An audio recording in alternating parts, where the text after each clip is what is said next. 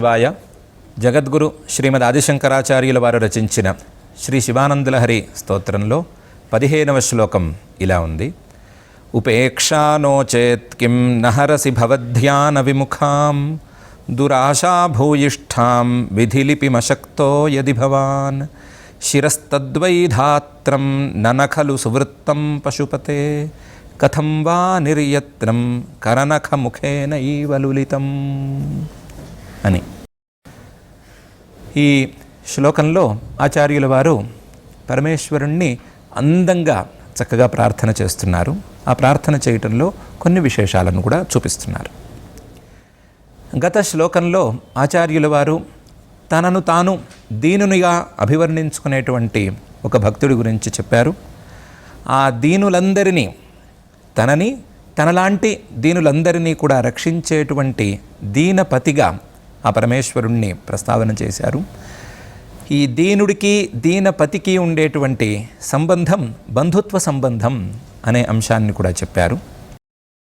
అలా బాంధవ్యం మనిద్దరికీ ఉన్నప్పటికీ ఏవైనా కొన్ని కారణాల వలన కొన్ని నాలో ఉన్నటువంటి దోషాలు కారణంగా చూపించుకుని నువ్వేమైనా నన్ను అశ్రద్ధ చేస్తావేమో, అలా అశ్రద్ధ చేయవద్దు అని ఈ శ్లోకంలో ఆచార్యుల వారు అందంగా ప్రార్థన చేస్తున్నారు. ఇలా అంటున్నారు, ఉపేక్షా నోచేత్, నా మీద నీకు అశ్రద్ధే గనక లేకుంటే, అశ్రద్ధ లేకుండా ఉంటే నీకు నహరసి భవధ్యాన విముఖాం దురాశా భూయిష్ఠాం విధిలిపిం, నాలో లేదా నా నుదుటిన బ్రహ్మగారు రాసిన రాతని నువ్వెందుకు చెరపటం లేదు? నా నుదుటిన బ్రహ్మగారు ఒక దైన్యపు రాత రాశారు, వీడు దీనుడు అని రాసిపెట్టారు.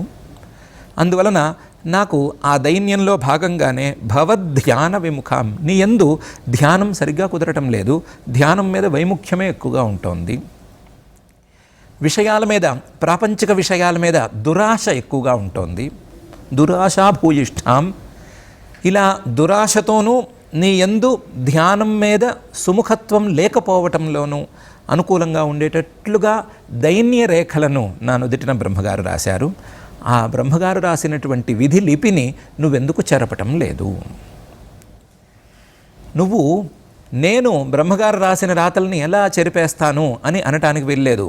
విధిలిపిం అశక్తో యది భవాన్, విధిలిపిని చెరపటానికి నీకు శక్తి లేకపోయినట్లయితే, నువ్వు అశక్తుడివే అయినట్లయితే, శిరస్తద్వైధాత్రం, బ్రహ్మగారి యొక్క శిరస్సు, శిరస్తద్వైధాత్రం, నఖలు, ఏ గోటితోనూ దాన్ని ఎవరూ తుంచలేరు, సువృత్తం, బాగా దృఢంగా అమరి ఉండేటువంటి బ్రహ్మగారి శిరస్సు, పశుపతే, ఓ పశువులందరికీ, పశుప్రాయులైనటువంటి జీవులందరికీ కూడా పతి, ఓ పరమేశ్వర, కథం వా నిర్యత్నం, ఏమాత్రం ప్రయత్నం లేకుండా, కర నఖ ముఖేనైవ, కేవలం కొనగోటితోనే, కథం లులితం, ఎలా నువ్వు త్రుంచి వేయగలిగావు, నీ చేత ఎలా త్రుంచబడింది అని ఈ శ్లోకంలో అడుగుతున్నారు.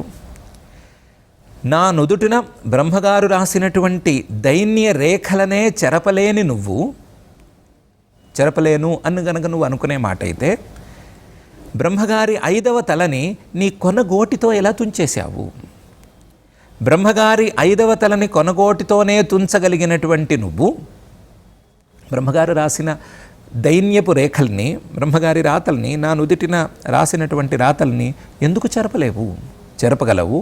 కాబట్టి నువ్వు అలా నా ముఖాన బ్రహ్మగారు రాసినటువంటి దైన్యపు రేఖల్ని చెరిపేసేసి, దురాశాభూయిష్ఠాం, పూర్తిగా ప్రాపంచిక విషయాల మీద ఆసక్తి ఎక్కువ ఉండేటట్లు, భవధ్యాన విముఖాం, నీ యందు ధ్యానంలో వైముఖ్యంతో ఉండేటట్లు, నీ ధ్యానంలో సుముఖత్వం లేకపోయేటట్లు బ్రహ్మగారు రాసినటువంటి ఆ విధి లిపులన్నిటినీ చెరిపేసి, నీ యందు ధ్యానం చేసేటువంటి సద్బుద్ధిని, ప్రాపంచిక విషయాల మీద అత్యాసక్తి లేదా దురాశ లాంటి దోషాలన్నిటినీ చెరిపేసి, నన్ను, నా మనస్సును, నా యొక్క జీవితాన్ని సుస్థిరంగా ఉంచు అని అందంగా ప్రార్థన చేస్తున్నారు.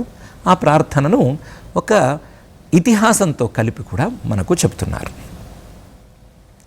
దురాశాభూయిష్టాం భవధ్యాన విముఖాం, ఈ 2 రకాలుగా ఉండేటువంటి నా దైన్య రేఖను నీవు చెరిపేయవలసిందే అని చాలా కరాఖండిగా కూడా చెప్తున్నారు.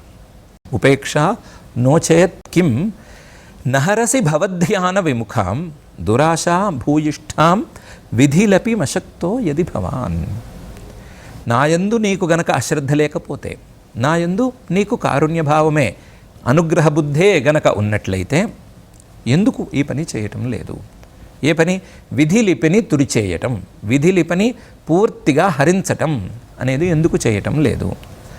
ఆ విధిలిపిలోనేమో పరమేశ్వర ధ్యాన వైముఖ్యము, అలాగే ప్రాపంచిక విషయాల మీద దురాశ, ఈ 2 కలిసి ఉన్నాయి. ఈ 2 కలిసి ఉన్నటువంటి విధిలిపిని నువ్వెందుకు చెరపటం లేదు అని అడుగుతున్నారు. నువ్వు చెరిపి తీరాలి అని ఈ సందర్భంగా గట్టిగా ప్రార్థిస్తున్నారు. నీకు శక్తి లేదును అనే మాట మాత్రం నేను నమ్మను అనే మాట స్పష్టంగానే చెప్తున్నారు.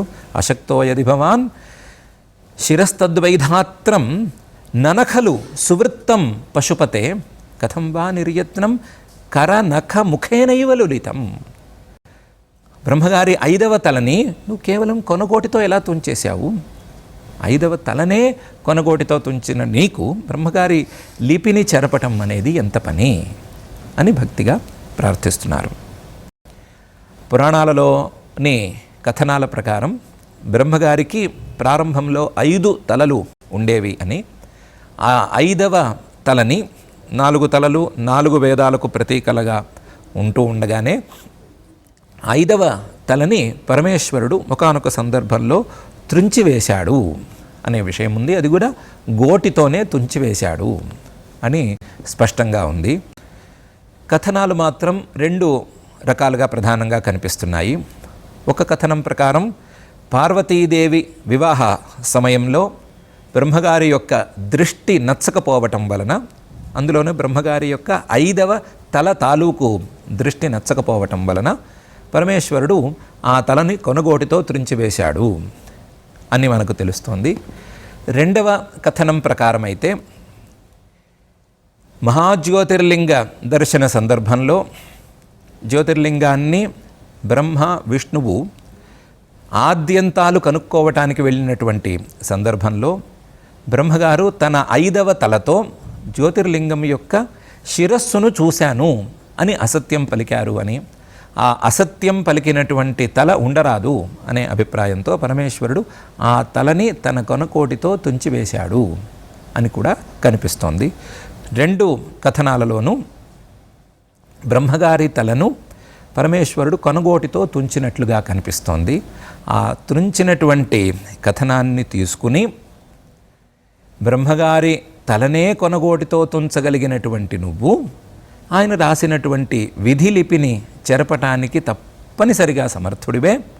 నీ సామర్థ్యాన్ని నా విషయంలో వాడి నా విధిలిపిని చెరిపేసి నాకు నీ యందు ధ్యానంలో సౌముఖ్యాన్ని, నీ ధ్యానం చేయటంలో ఒక ఆసక్తిని, అలాగే ప్రాపంచిక విషయాల మీద అత్యాసక్తి లేకపోవటాన్ని రెండిటిని ప్రసాదించు అని ఈ శ్లోకంలో ఆచార్యుల వారు ప్రార్థిస్తున్నారు. మనం చేయవలసినటువంటి ప్రార్థనను ఆచార్యుల వారు చేసి చూపిస్తున్నారు. అయితే బ్రహ్మగారేంటి ఈ సకల చరాచర జగత్తుకు సృష్టికర్త అవటమేంటి? ఆ సృష్టికర్త యొక్క 5వ తలని పరమేశ్వరుడు కొనగోటితో తుంచివేయటం ఏమిటి? ఇలాంటి కథల ద్వారా ఏమి సందేశాన్ని పురాణాలు ఇవ్వదలుచుకున్నాయి అని ఈ ప్రసంగంలో మనకు సందేహం రావటం తథ్యం.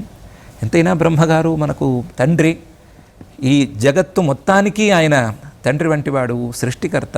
ఆయన తలకాయ తుంచేయటం, అందులోనూ సందర్భాలు కొంచెం విరుద్ధంగా ఉండటం అనేది కొద్దిగా మనలో సందేహాన్ని రేకెత్తించేందుకు ఆస్కారం ఉంది.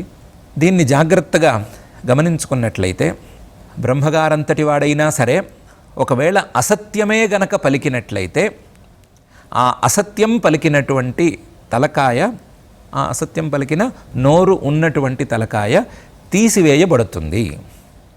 చిన్నదే కదా అసత్యం, లేదా అసత్యానికి పెద్ద ఇబ్బంది ఏముంది, ఇలాంటి చిన్న చిన్న అసత్యాలతో ఏమాత్రం కష్టం కలుగుతుంది లాంటి ప్రశ్నలతో నిమిత్తమే లేకుండా అసత్యం సామాన్య స్థాయి నుంచి విశేష స్థాయి వరకు ఉండేటువంటి ఎవరూ పలకరాదు అనేటువంటి విషయాన్ని దృఢంగా బోధించటం కోసం, అసత్యం పలికితే బ్రహ్మగారి తలకాయ అయినా సరే లేచిపోవలసిందే అనేటువంటి భయం మనలో కలిగించటం కోసం పురాణాలు ఇలాంటి కథనాలను మనకు చూపిస్తూ ఉంటాయి. అలాగే దృష్టిలో మార్పు గనక వచ్చినట్లయితే ఎవరిని ఏ విధంగా చూడాలి, ఏ విధంగా పవిత్ర దృష్టితో చూడాలో ఆ విధంగానే చూడాలే తప్ప మరొక విధంగా గనక చూసినట్లయితే అది బ్రహ్మగారైనా సరే తలకై లేచిపోవలసిందే. అలాంటి దుష్ఫలితాలు తప్పనిసరిగా కలిగి తీరతాయి అనే విషయం మన మనసులలో నాటుకునేందుకు వీలుగా ఇలాంటి కథనాలను పురాణాలు మనకు చూపిస్తాయి. పురాణాలు చూపించటం కేవలం కథలుగా మాత్రమే చూపించవు, ఇది వాస్తవంగా జరిగినట్లుగా చూపిస్తాయి. దానికి తగ్గట్లుగా బ్రహ్మగారు కావచ్చు, విష్ణువు గారు కావచ్చు, ఈ పరమేశ్వరుడు కావచ్చు, ప్రతి ఒక్కరూ కూడా నటించి మనకు బోధించటానికి వీలుగా ఈ సందర్భాలను తీసుకొచ్చి చూపిస్తారు. చూపించినటువంటి విషయాలను పురాణాలు మనకు బోధిస్తాయి, బోధించి మనల్ని సన్మార్గంలో ఉంచటానికి ప్రయత్నం చేస్తాయి.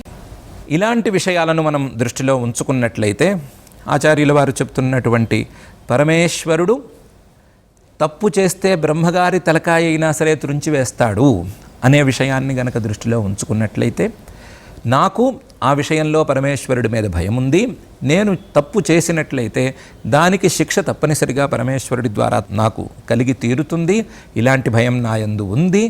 కానీ కొన్ని కారణాల చేత, నా యొక్క పూర్వజన్మ సంస్కారాల చేత నేను ఆ పరమేశ్వరుణ్ణి ధ్యానించలేకపోతున్నాను. ధ్యానించలేకపోవడం మాత్రమే కాకుండా నా సంస్కారాలకు తగినట్లుగా ప్రాపంచిక విషయాల మీద దురాశను కలిగి ఉన్నాను. ఇలాంటి దురాశ పోయి, ప్రాపంచిక విషయాల మీద దురాశ పోయి పరమేశ్వరుడి మీద ధ్యానం నిలిచేటువంటి స్థితి నాకు రావాలి. నాకు రావాలి అంటే ఆ పరమేశ్వరుడి యొక్క అనుగ్రహం నాకు కావాలి అనేటువంటి ప్రార్థన ఆచార్యుల వారు ఈ సందర్భంగా మన ముఖంగా ఇక్కడ చేయిస్తున్నారు అని మనం అర్థం చేసుకోవచ్చు. ఇలాంటి పౌరాణిక ఇతివృత్తాలను కూడా కలిపి జన్మాంతర సంస్కారాలను దృష్టిలో ఉంచుకుని మనలో ఉండేటువంటి దురాశలు పోయే విధంగా, పరమేశ్వరుడి మీద మన ధ్యానం నిలిచే విధంగా ప్రార్థన ఎలా చేయాలి అని ఆచార్యుల వారు ఈ శ్లోకంలో బోధిస్తున్నారు. ఉపేక్షానోచేత్ కిం నహరసి భవధ్యాన విముఖాం దురాశాభూయిష్ఠాం విధిలిపిమశక్తో యది భవాన్ శిరస్తద్వైధాత్రం నఖలు సువృత్తం పశుపతే కథం వా నిర్యత్నం కరనఖ ముఖేనైవ లులితం అని. ఈ శ్లోకంలో ఇలాంటి ప్రార్థనను చూపించినటువంటి ఆచార్యుల వారు, జగద్గురు శ్రీమద్ ఆదిశంకరాచార్యుల వారు ఇదే విషయాన్ని కొంచెం వేరుగా, కొంచెం వేరే కోణంలో ప్రస్తావిస్తూ ఇదే ప్రార్థనను, ఇదే రకమైనటువంటి ప్రార్థనను పై శ్లోకంలో, అంటే వారు రచించిన శివానందలహరి గ్రంథంలో 16వ శ్లోకంలో ఇలా ప్రస్తావిస్తున్నారు.